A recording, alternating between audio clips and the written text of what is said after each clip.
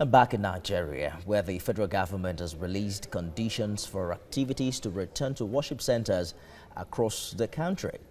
Given the guidelines at today's briefing by the Presidential Task Force on COVID-19, the National Coordinator, Dr. Sani Aliyu, said state governments are advised to modify the guidelines for adoption to stem the spread of the highly transmissible virus.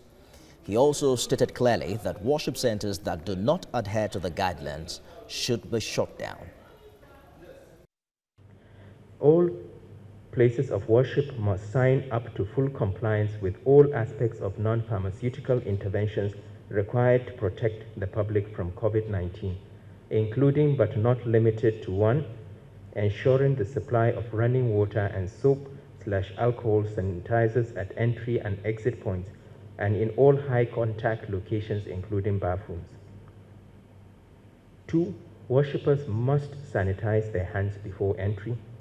3, worshippers must have temperature checks before entry, and the supervision and enforcement of this will be led by the leadership of the various facilities. Use of face masks is mandatory.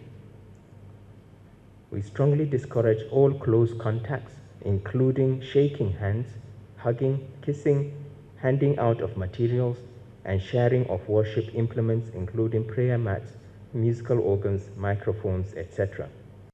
After prayer for Fajr, Zuhur, and Asr. Prayers to be shortened to reduce duration of contact between congregations. For Friday prayers, mosques are to open 20 minutes before prayers and close 20 minutes after prayers. The total time for Friday prayers, including sermons, should not exceed an hour. Islamia schools, night vigil, Sunday school, and children activities are to remain suspended. For mosques, only the 5 daily prayers and the Friday prayer services should operate. Minister of Health, Osage Ehanire, said the federal government is working with state authorities and will continue to do so to curb the spread of the virus. He also emphasized that a spike in the number of infections can be brought down through the people's deliberate compliance with preventive measures.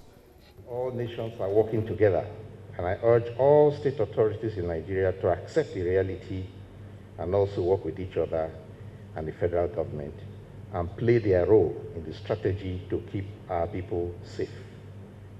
This includes decentralization that requires making a minimum of 300 isolation beds ready so that the national health system does not run out of COVID-19 bed spaces.